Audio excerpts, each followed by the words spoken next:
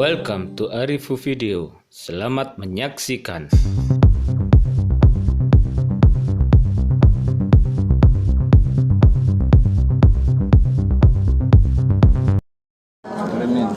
Ulang lagi ya, pastinya Bapak Ibu sekalian semangat.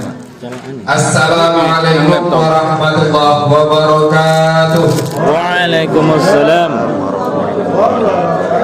Alhamdulillah, terima kasih. Alhamdulillahirabbil alamin, wassalatu wassalamu ala asyrofil anbiya wal mursalin wa ala alihi wa sahbihi wa barik wa sallim ajma'in. Rabbi shrah li sadri wa yassir li amri wa hlul 'uqdatam min lisani yafqahu qawli, amma ba'du. Yang kami hormati Yayasan Universitas Pesantren Darul Ulum, yang kami hormati Rektor Unibdu Universitas Islam Pesantren Darul Ulum Peterongan Jombang, yang kami hormati Ketua Umum APPTNU Ibu Yeni, yang kami hormati narasumber yang pada hari ini mengisi acara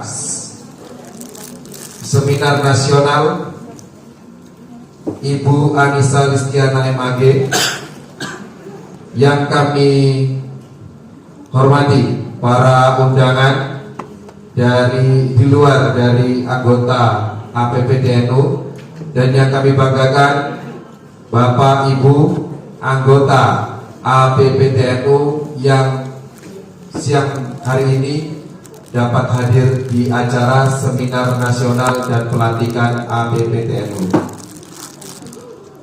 Puji syukur kehadirat Allah Subhanahu wa taala tetap tercurahkan rasa syukur kita kepada Allah dengan memperbanyak lafaz alhamdulillahirabbil alamin. Pada pagi menuju siang hari ini kita dikumpulkan oleh Allah dalam keadaan kesehatan, dalam keadaan yang penuh keberkahan, sehingga kita dapat berkumpul di acara seminar nasional dan pelantikan anggota pengurus APPTNU tahun masa abdi 2023-2027. Selawat serta salam tetap tercurahkan kepada Nabiullah Muhammad Rasulullah Sallallahu Alaihi Wasallam dengan memperbanyak sholawat biqauli Allahumma sholli wa sallim ala sayyidina Muhammad, Allahumma sholli wa sallim ala sayyidina Muhammad, Allahumma sholli wa sallim ala sayyidina Muhammad. Semoga kita mendapatkan syafaat dari Allah Subhanahu wa taala dengan wasilah membaca sholawat atas baginda Nabi. Langsung saja saya selaku moderator izin untuk membacakan riwayat hidup dari narasumber kita yang pada hari ini mengisi seminar nasional. Nama Ibu Anissa Listiana MAG. Beliau menjabat sebagai Kepala Perpustakaan IAIN Kudus periode 2017 sampai 2022. Selain itu juga beliau aktif sebagai dosen Fakultas Usuluddin Prodi Akidah Filsafat Islam masa pengabdian 2003 sampai sekarang. Jurnal-jurnal beliau sangat fenomenal sekali, mulai dari nasional sampai internasional, bahkan ada juga dengan karya dengan berbahasa Arab yang diterbitkan oleh Jurnal Al-Fauzuna, pembelajaran bahasa Arab dan kebahasa Araban. Kemudian selain itu juga beliau aktif sebagai penulis buku, antara lain adalah tentang ilmu logika, filsafat Islam, dan lain-lain. Baiklah, Untuk mempersingkat waktu, kami persilakan kepada beliau Ibu Anissa untuk menyampaikan materi-materi tentang Seminar Nasional Pelantikan Pengurusan APBTNU periode 2023-2026 dengan tema Transformasi Perpustakaan dalam Ekosistem Digital Solusi di Era Teknologi 5.0. Kepada Ibu Anissa kami persilakan. Beri aplaus dulu. Allahumma sholli ala sayyidina Muhammad.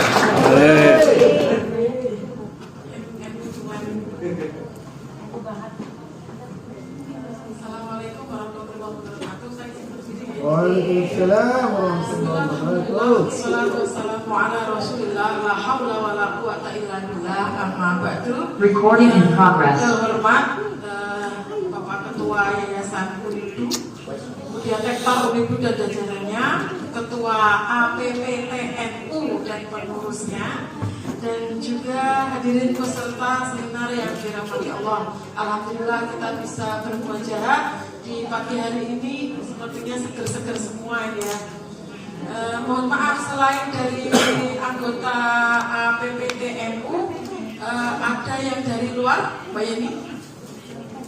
Dari luar mana saja Mbak Yeni? Sekolah, kalau Kalimantan itu anggota APPTNU. Sekolah-sekolah nih, sekolah-sekolah di bawah Yayasan Ma'arif atau Yayasan Darul Ulum. Berarti itu dalam semua itu Mbak, kalau menurut saya. Jadi maksud saya itu di luar itu di luar. Hah? Oh ya, Kediri. Nah itu kan, tapi itu anggota itu anggota APPTNU. Oke, Ismi ya. Oke, terima kasih banyak. Semoga kita pada pagi hari ini kita diberi kesehatan, keselamatan, keberkahan, kemanfaatan, belajar bersama tentang perpustakaan. Dan kita keluar dari sini nanti punya gambaran. Kok perpustakaan kok tak gawe koyo kepiye ya seperti itu. Gitu nggih, amin nggih. Amin. Sallallahu marilah kita sambungkan ke Rasulullah sallallahu alaihi wasallam. Semoga kita mendapatkan syafaat. Amin. Bapak Ibu yang berbahagia, hari ini saya bersyukur sekali karena diundang di sini.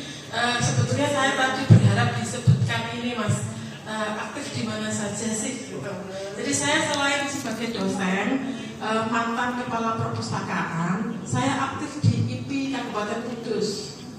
IPI Kabupaten Kudus saya di bidang organisasi. Jadi saya yang selalu mencuti teman-teman, ayo gimana, ayo seperti itu. Termasuk ini kita hari ini sedang membuat peta jabatan formasi perpustakaan untuk P3K di seluruh Kabupaten Kudus. Itu yang hari ini kita lakukan di Kabupaten Kudus.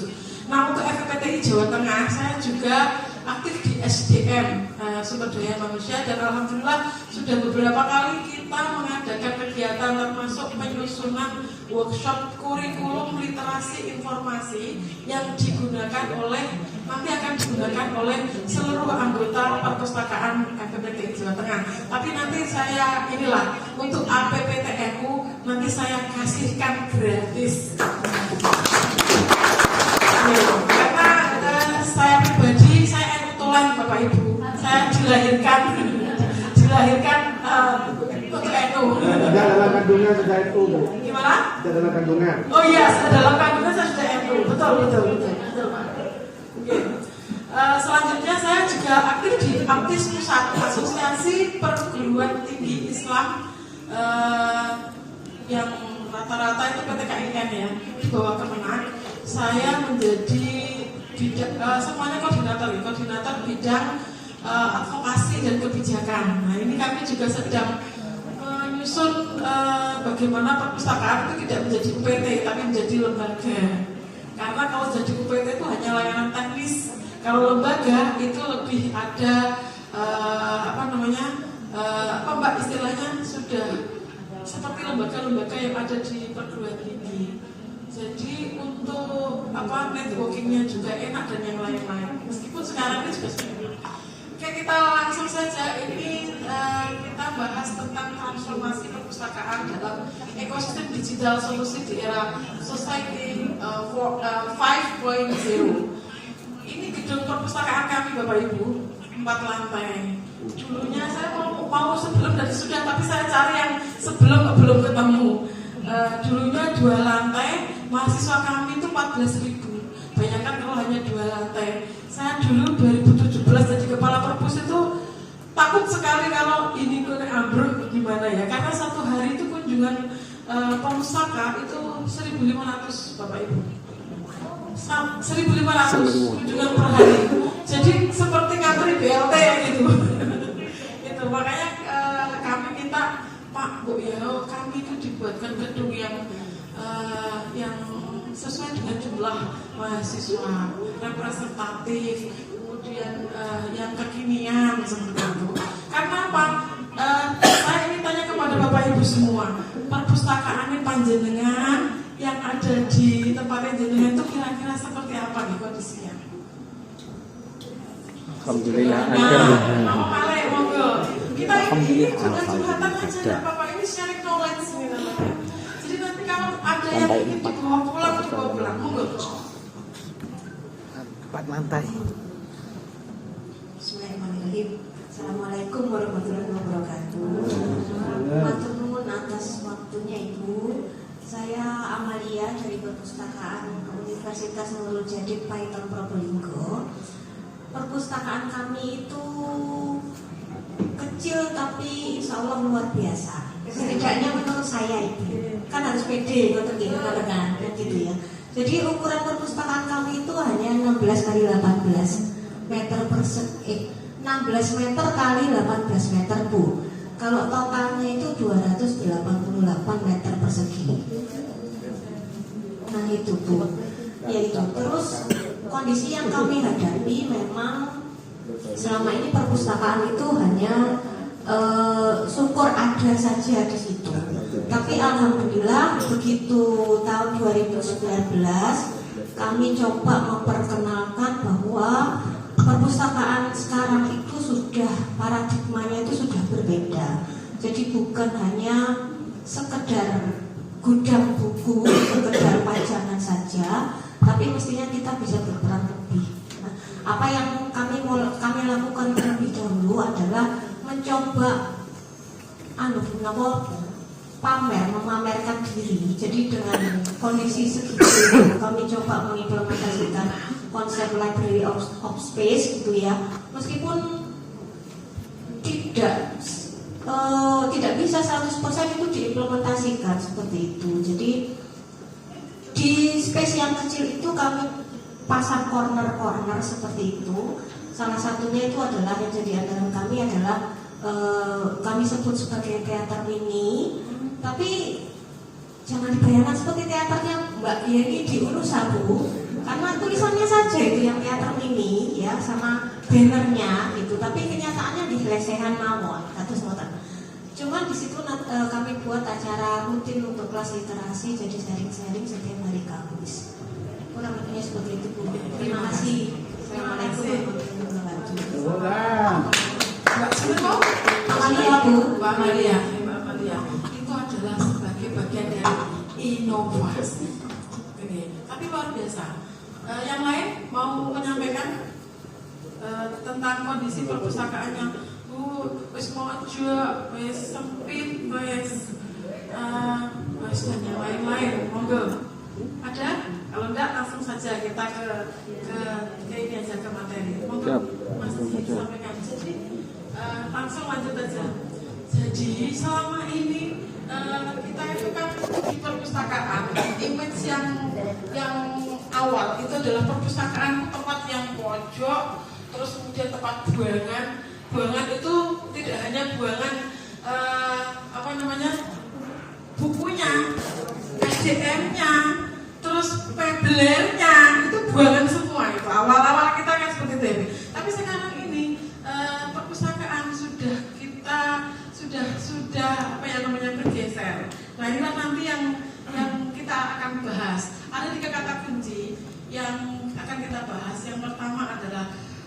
informasi perpustakaan. Yang kedua itu adalah ekosistem digital. Yang ketiga itu era teknologi 5.0.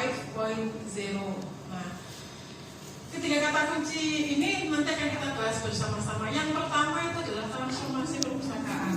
Seperti yang saya sampaikan, perpustakaan yang dulu itu identik dengan kumuh dan yang lain-lain tempatnya di pojok. Pemustaka itu hanya pinjam buku nanti kembalikan lagi. Nah itu tuh yang dahulu kala mainstream atau paradigma perpustakaan seperti itu dilanjut aja mas, langsung saja dilanjut aja. Nah ini saya kutip kata-kata bijak dari Benjamin Disraeli dan juga ini dari apa namanya dari Quran juga sudah ada. Ini yang sering kita baca yang bawah itu. Innallaha la yughayyiru ma biqaumin hatta yughayyiru ma bi anfusihim. Itu untuk kaum, tapi bisa kita pakai untuk diri kita sendiri, terutama di perpustakaan dan terutama perpustakaan di perguruan tinggi NU. Kalau bisa di sekolah-sekolah. Nah ini moto kita ini ya. Kalau untuk Benjamin Disraeli ini perubahan tidak bisa dihindari, perubahan itu akan konstan. Perubahan itu adalah konstan itu sendiri ya.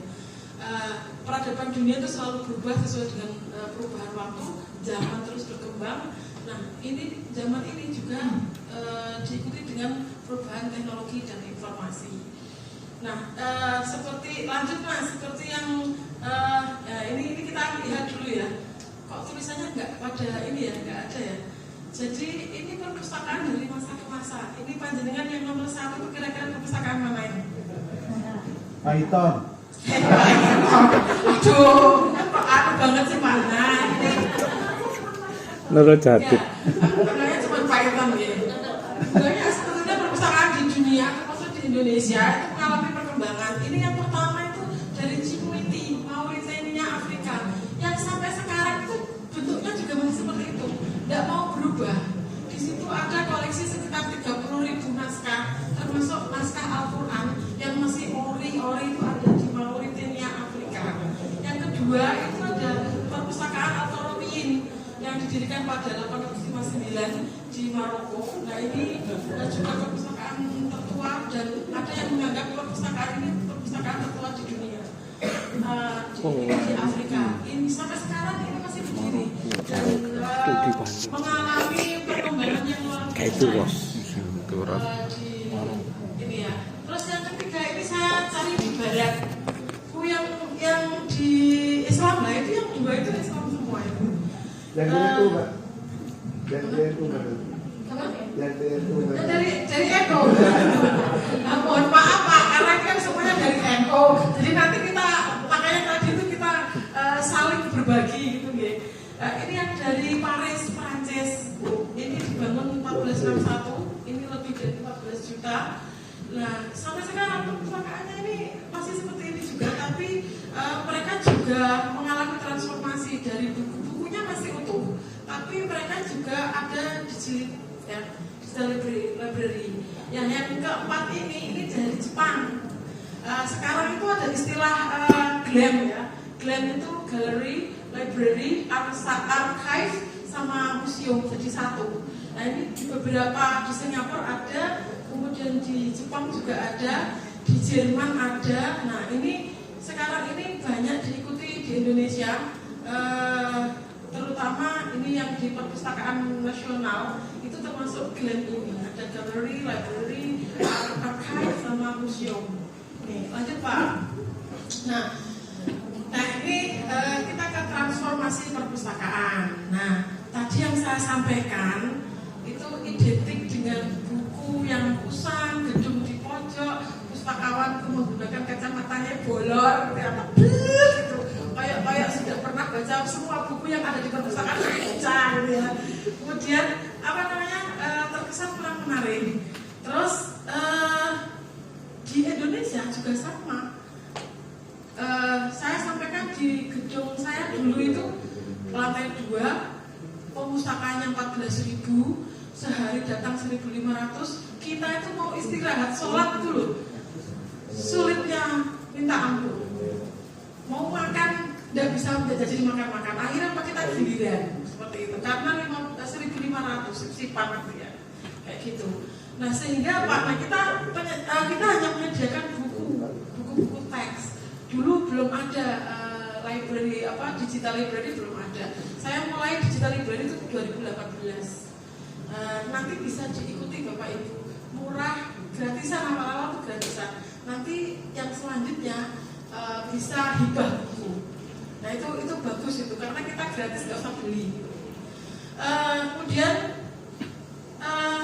SDM-nya itu ditempatkan di perpustakaan. Yang SDM itu juga yang siji sepuh, yang kedua itu apa ya?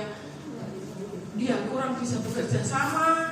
Kok pokoknya teko absen kok mulai, kok sore meneh kok absen meneh kok mulai.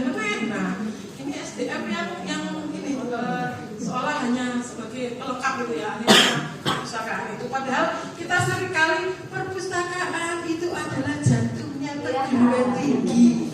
Nek jantungnya iseng deg-deg gitu, terus pokoknya yang penting urip lah gitu. Mbok ikut detaknya itu entah keras, entah lembut, entah sentik-sentik. Itu seperti pokoknya urip seperti itu. Nah ini karena jantung letaknya di dalam, dan wajah itu kan letaknya di luar, makanya kan terus dipoles-poles. Nah kalau jantung kan poles gimana gitu kan. Nah itu makanya sebagai jantung perguruan tinggi harusnya itu kan dapat perlakuan lebih, perlakuan istimewa supaya jantungnya itu berdetak keras kan gitu. Kalau berdetak keras berarti manusianya itu hidup kan gitu, hidupnya juga normal kan gitu. Ini kalau terkait dengan perpustakaan. Nah akhirnya apa, kondisi seperti itu tidak menyadari bahwa peradaban bangsa itu ada di perpustakaan. Nah, sehingga apa, sumber daya informasi yang luar biasa itu hanya dibutuhkan ketika ada tugas kalau mahasiswa. Jadi kalau menurut saya tuh sangat senang sekali di perpustakaan. Menurut saya tempat yang paling nyaman, paling enak itu adalah di perpustakaan. Kalau menurut saya dari Alia, kemudian dari S1, S2, S3 itu tempat yang paling nyaman menurut saya itu adalah di perpustakaan. Nah, sekarang perkembangannya itu saya gambarkan. Ini saya ambil dari salah satu perpustakaan di Indonesia ada, di luar negeri banyak ya kondisinya seperti ini. Nah ini kondisi yang semakin maju, terutama di perguruan tinggi itu banyak bermunculan perpustakaan yang bertaraf internasional. Nah ini kemudian apa? Semakin mereka tuh melengkapi dengan teknologi modern, sehingga masuk ke perpustakaan sekarang ini itu layaknya masuk ke supermarket. Ada liftnya, ada eskalatornya, ada yang sudah begitu perpustakaannya. Halah bubu, jangankan eskalator, jangankan lift, ruangannya saja cukup aja. Nah tapi jangan kecil hati deh Bapak Ibu ya. Nah sekarang itu banyak koleksinya, tidak hanya di buku asli, tapi sudah ada e-book, sudah ada e-jurnal, gitu ya, ada pelayanannya pun juga sekarang ini tidak hanya manual, tapi sudah menggunakan safe loan. Tahu ya safe loan ya, meminjam, tapi kita tidak perlu menggunakan petugas, jadi kita bisa minjam sendiri, itu safe loan gitu ya. Kemudian drop itu juga mengembalikan tanpa petugas. Nah terus itu terus petugasnya apa? Terus bobo dong. Nah, enggak Bapak Ibu. Sekarang ini karena eranya sudah berganti, pustakawannya itu akhirnya apa? Pustakawannya belajar tentang literasi informasi. Bagaimana menyampaikan kepada pemustaka satu misalnya referensi manajer, bagaimana mahasiswa atau dosen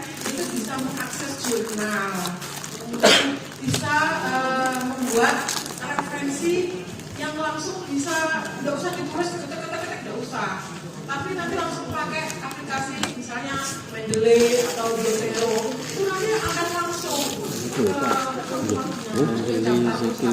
termasuk tugas pustakawan nanti akan berbeda seperti itu. Nah, termasuk otomasi tadi saya dengar Mbak Yeni cerita problem di kita itu banyak perpustakaan yang belum memakai otomasi. Nah, apa itu otomasi? Jadi OPAC online public access katalog itu bisa diakses oleh pemustaka baik di rumah maupun di kampus. Nah terus itu pakai apa itu? Nah yang murah tidak berbayar, pakainya ya Slim Senayan itu. Nanti setelah ini kita akan putuskan bersama. Ayo kita semuanya pakai Slim atau kalau yang perpusnas pakai itu in this life ya, itu perpusnas. Tapi enak pakai Slim karena sudah mendunia dan itu bisa diotak sendiri. Kalau IT-nya itu di kampus kita sudah ada. Nanti kita kerjasama sama TIPD atau kalau di perpustakaan, kalau di perguruan tinggi jenengan apa namanya? Kalau di kami TIPD, Pangkalan Data. Ini apa ini? Oh, Pusdatin ya Pusdatin. Nanti bisa berkolaborasi dengan Pusdatin untuk Slim itu. Nah, ada perubahan ini yang paling sederhana, perubahan dari yang tercetak, yang serba konvensional itu menjadi digital, kemudian menjadi modern. Inilah yang namanya transformasi perpustakaan. Ini contoh untuk transformasi. Meskipun transformasi itu tidak seperti itu. Yang asli itu kan perpustakaan itu kan sharing knowledge ya. Jadi menyampaikan pengetahuan. Nah, sharing knowledge-nya itu dulu kan hanya minjam buku dan ini. Nah, sekarang ini lebih ke apa namanya? Lebih yang meluas lagi. Perpustakaan itu sekarang tidak hanya meminjam buku dan mengembalikan, tapi di situ bisa tempat untuk diskusi, tempat untuk rekreasi. Bu, perpustakaan kok rekreasi gimana? Gimana itu? Karena kan di rumah sudah capek, kuliah sudah capek kan gitu. Akhirnya apa? Nah akhirnya perpustakaan pada lesehan di perpustakaan sambil ngadem gitu ya. Ngadem terus tidur. Kalau di luar negeri, saya pernah kalau di dalam negeri itu saya pernah ke UAJY, Universitas Atmajaya. Itu memang disediakan tempat untuk tidur. Bagi perpustakaan di situ ada bantal banyak, ada kasur banyak. Kalau di kemarin di Petra itu ya Mbak ya, di Petra itu ada semacam sofa tapi yang bisa untuk lendenan itu disediakan di beberapa tempat di space terbuka dan itu dipakai untuk tidur untuk para pustakawan ya, pustaka. Nah, mahasiswa, dosen dan yang lain-lain itu seperti itu. Di Semarang itu yang karolnya yang untuk pribadi itu ada bantal dan ada kasurnya. Itu ada meja, kursi, di bawah itu ada bantal dan ada kasurnya. Nah ini itu apa? Untuk kenyamanan para pemustaka. Nah sekarang memang berubah, definisi perpustakaan itu tidak hanya melayani minjam dan kembali, tidak. Lebih pada sharing knowledge itu tadi. Nah sharing knowledge kalau sudah modern, berarti kan pustakawannya bagaimana caranya pemustaka itu bisa mengakses itu semua seperti itu. Lanjut Mas. Nah keberadaan perpustakaan di sebuah perguruan tinggi, nah ini menjadi sangat strategis. Tadi yang jantungnya perguruan tinggi tadi itu, karena apa? Menjadi ruang alternatif, ruang publik yang menawarkan suasana yang berbeda. Akhirnya apa? Nanti ngobrol di sana, kemudian baca di sana, refreshing di sana, yang akhirnya ini pemustaka juga bisa berinteraksi dengan mahasiswa atau pemustaka yang lainnya seperti itu. Nah akhirnya apa? Perpustakaan perguruan tinggi ini yang masih konvensional itu koleksinya masih tercetak, mudah, murah. Nah ini membutuhkan tantangan yang banyak sehingga bisa menuju perpustakaan digital.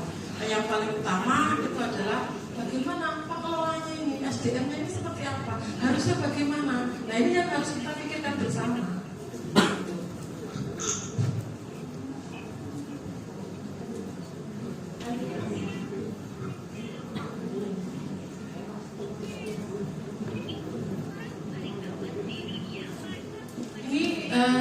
Digital education material. Nah ini perpustakaan itu lebih banyak diakses dari sekolah, dari rumah dan yang lain-lainnya. Lanjut Mas. Lanjut. Nah ekosistem digital tadi yang kata kunci yang kedua ini adalah sekumpulan sumber daya teknologi informasi yang saling berhubungan yang dapat berfungsi sebagai satu kesatuan.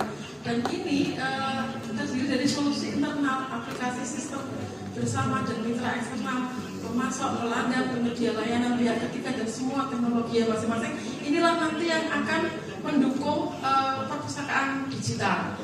Kemarin saya sempat menjadi penyelenggara event lomba IALA dan ALIA. IALA itu Indonesian Academic Librarian Award. Itu untuk lomba untuk pustakawan berprestasi. Nah di sini tadi yang dari mana tadi Mbak Python. Nah itu ada inovasi-inovasi yang dilombakan. Nah itu nanti dapat apresiasi dari FPTI ya, karena kami di FPTI itu nanti yang juara satu itu akan dilombakan di FPTI Pusat menjadi pustakawan berprestasi nasional. Yang satu lagi ALIA, Academic Library Innovation Award.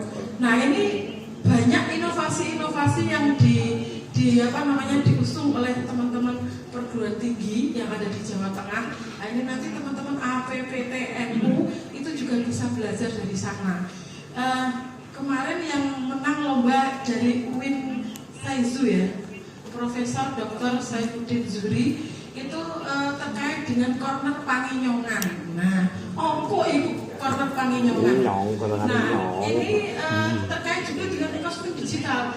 Jadi kalau biasanya corner itu kan hanya nempel, misalnya corner Panginyongan. Nah ini yang terkait dengan buku, kemudian baju, kemudian makanan, terus tempat-tempat dan yang lainnya itu ditempelkan. Nah ini tidak hanya seperti itu, tapi ditambahkan juga buku-buku dalam bentuk digital. Itu yang di situ bisa diakses baik di luar maupun di dalam kampus. Dan di perpustakaan itu juga diberikan satu PC khusus untuk bisa mengakses Panginyongan tersebut. Nah ini bekerjasama dengan perpustakaan daerah, dengan budaya-budaya yang ada di daerah Purwokerto. Itu yang nomor satu, lomba yang juara satu. Yang kedua itu inovasi UMS. Itu duta baca. Tapi yang khusus menangani corner Scopus loh, mahasiswa kok duta bacanya kok menangani corner Scopus ini. Terus satu lagi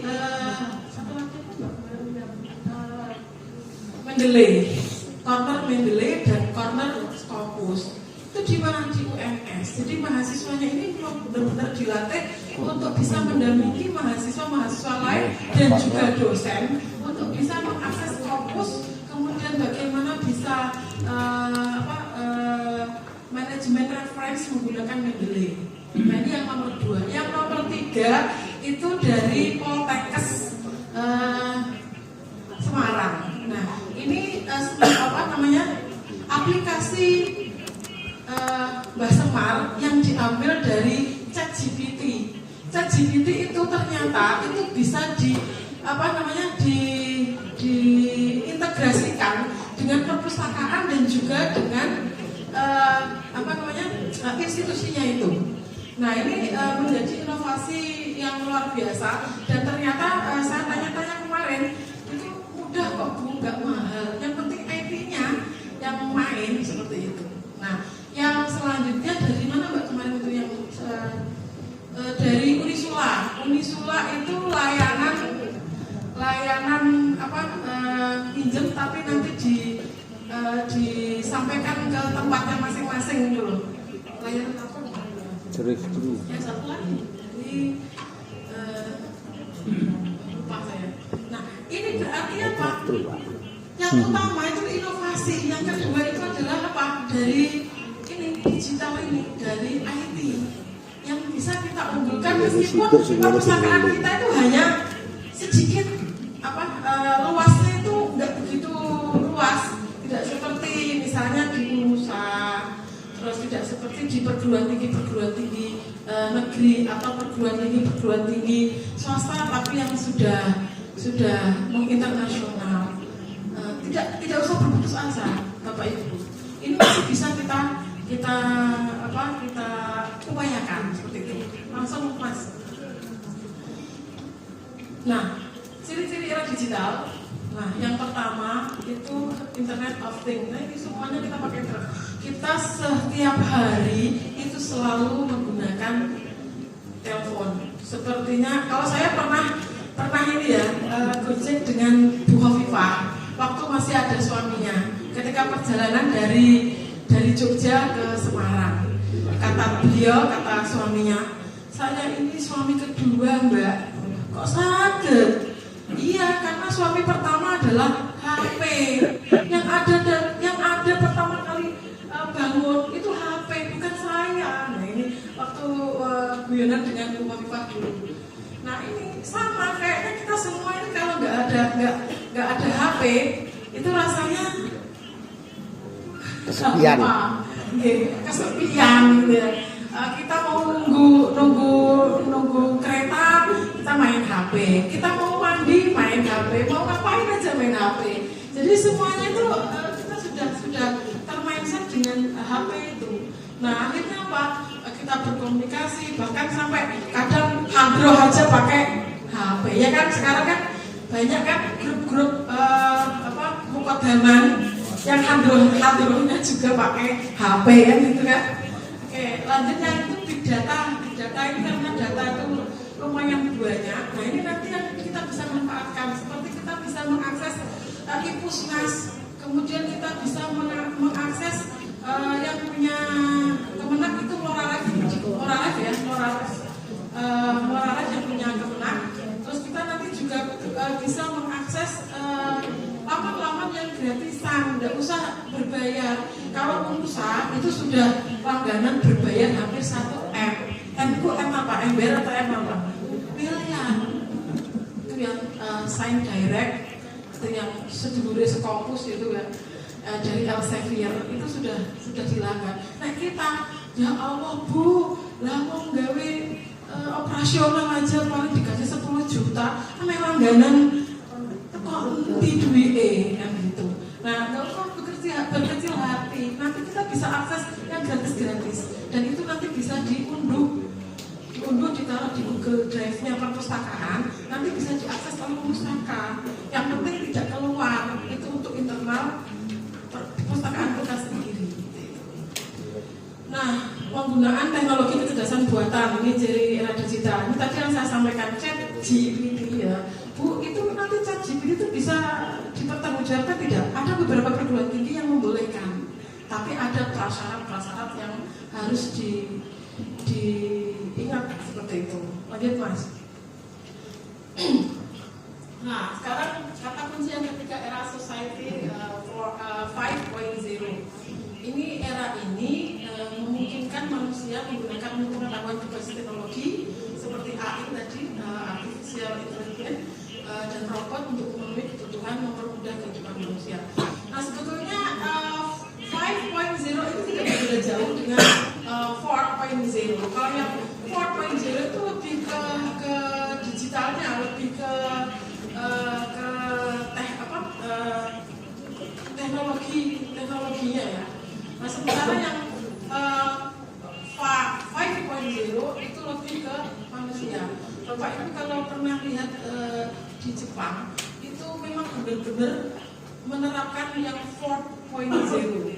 Jadi hotel itu Bapak Ibu mulai dari resepsionis, kemudian port tax yang bawa barang itu juga porter ya.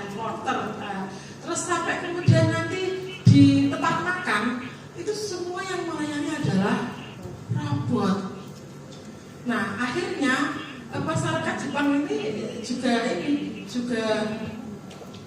oh ya kurang 5 menit juga kok kayaknya asam gitu ya. Jadi kita ketemu di hotel, ketemunya robot yang bisa ngobrol-ngobrol. Rumahmu mana kan nggak bisa begitu kan?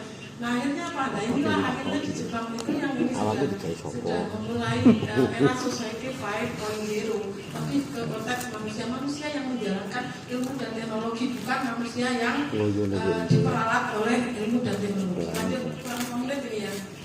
Lanjut perkembangan society. Nah manfaatnya ini apa? Ini yang langsung aja mas semuanya. Jadi yang pertama itu adalah meningkatkan kualitas diri.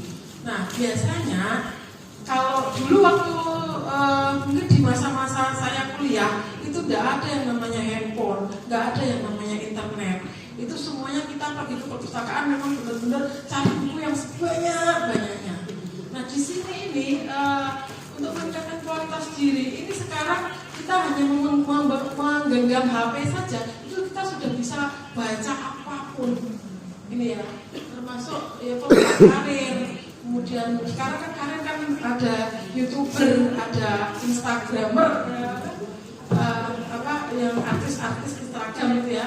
Kemudian untuk meningkatkan keterampilan dan mempermudah pekerjaan dan juga meningkatkan kesejahteraan dari HP itu sendiri. Sekarang jualan tidak harus kita tata di meja, tapi tinggal foto aja, langsung kita medsoskan, sudah banyak yang pesan, tinggal kita kirim. Nah ini ya, lanjut mas.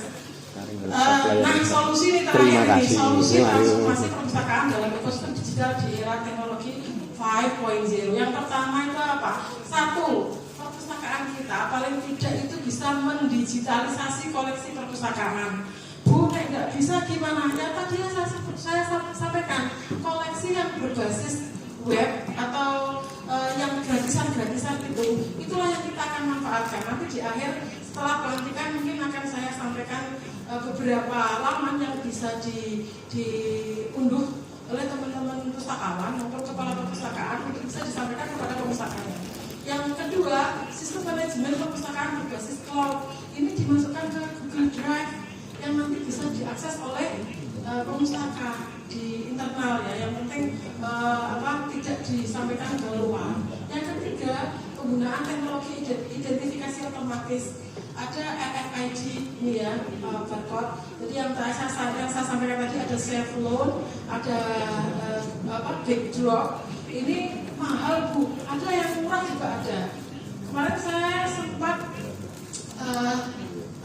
ketemu dengan teman-teman pustakawan dari Jaya. Itu yang bisa membuat teknik otomatis RFID barcode itu dengan biaya yang kurang dari 1 juta.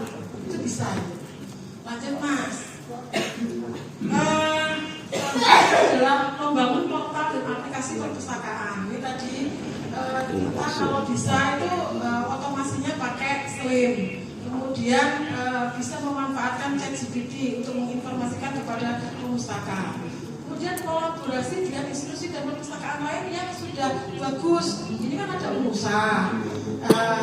Bisanya ini dengan kerjasama yang itu sangat bermanfaat untuk perpustakaan kita. Misalnya dengan Mbak Yeni sudah ini belum silang layang belum dengan teman-teman yang ada di Surabaya. Nah itu bisa kita manfaatkan silang layang. PKS-nya, perjanjian kerjasamanya nanti di situ ada bunyinya silang layang. Kalau butuh, ini sudah bagus ini butuh e-jurnal. Ada sign direct, wah itu luar biasa. Yang selanjutnya adalah penggunaan teknologi artificial intelligence tadi ya. Ini beberapa contoh yang sudah saya lakukan di IAIN Kudus. Halo mas, contohnya mas. Yang murah meriah, ini pakai Slim ya. Ini penulis surat bapak melalui Slim. Nah ini gratis ini. Lanjut mas. Nah ini repository ini kita harus ini ya kan, kita harus ada sendiri ini nanti. Kita pakai e-print. Ini untuk penelitian lokal yang harus kita unggah di repositori yang nanti akan dibaca oleh masyarakat dunia. Lanjut Mas. Lanjut Mas. Aduh. Mas lanjut. Halo Mas Suprato, lanjut. Ini perpustakaan operator di kelompok ya. Nah ini yang saya mau sampaikan, Bapak. Kita itu digratisi oleh buku sebanyak 5 juta dan itu buku senilai 5 juta dan sekaligus aplikasinya ini gratis. Ini sangat membantu sekali. Nah, bagaimana cara mengisinya, Bu? Mengisinya kita dengan hibah buku. Jadi kita hibah buku, tapi mahasiswa yang bayar. Jadi koleksi kita bertambah terus. Kalau di perguruan tinggi itu kan kalau mau lulus, mau wisuda itu kan kayak sepertinya mau bayar berapapun gitu ya. Nah, ini salah satunya adalah hibah buku online. Ini untuk e-book kita bertambah. Awalnya 5 juta itu dikasih gratisan dengan aplikasinya. Ini kerjasama dengan buku Jogja. Lanjut Mas. Jurnal Libraria Perpustakaan Kudus di IAIN ada 32 jurnal, ini juga bisa kita telusur. Lanjut. Inovasi perpustakaan. Nah, sapa pustakawan pakai Telegram. Jadi jenengan bisa melayani pemustaka dengan Telegram. Jenengan bikin grup, nanti mahasiswa atau pemustakanya itu akan menulis di Telegram itu, Mas, Mbak atau Pak, Bu, kami butuh buku ini, tidak tolong dong dicarikan. Nah, ini bisa. Jadi pustakawan orang nganggur, nggak ada yang nganggur, nggak ada yang tidur, nggak ada. Terus kemudian Pak, Bu, kami mau ini bagaimana kita mau mengakses jurnal itu nanti bikin kelas atau individu juga tidak masalah. Terus untuk bisa manajemen literasi atau manajemen itu juga bisa. Nah, ada reservasi Telegram untuk pinjaman online dan offline. Nanti pustakanya datang tinggal bawa aja. Ini inovasi. Terus lanjut lagi. Nah, bebas pustaka hibah buku online ini juga kita sudah ada. Karena kita memang membangun ekosistem digital, maka kita harus termasuk penyerahan skripsi itu secara online juga. Itu ya Mbak ya. Dan mandiri. Lanjut. Nah, ini yang saya lakukan semenjak 2020 karena kita ada corona, bingung mau berbuat apa, akhirnya kita memberikan informasi kepada teman-teman pustaka yang ini yang gratisan, kemudian yang ini yang berbayar. Tapi dulu waktu corona gratis, Elsevier, Cambridge, kemudian Springer itu gratis semua. Nah itu saya buat apa? Setiap hari pustakawan itu saya minta download sebanyak-banyaknya. Ini yang Elsevier kami itu ya yang berbayar. Nah itu kemudian kami taruh di Google Drive. Nah itulah yang akan kita tayangkan kepada atau kita siapkan untuk pemustaka. Nah dengan IP address lokal seperti itu. Bu nanti nggak dihukum Bu, karena kita kan tidak, karena kita internal, tidak untuk akses umum seperti itu. Nah ini yang kami khusus tanggal ini ku saya lanjut Mas. Nah ini terakhir kucing melompat di taman, berusaha mencari makan. Tempat yang paling nyaman adalah di perpustakaan. kopi data visi. Flamboyan yang dikasih. Itu yang saya sampaikan. Nanti banyak diskusinya saja, nggih. Ini karena Bapak dari LPTN sudah hadir, mau melantik teman-teman APPTN. Kurang lebihnya mohon maaf. Assalamualaikum warahmatullahi wabarakatuh. Waalaikumsalam warahmatullahi wabarakatuh.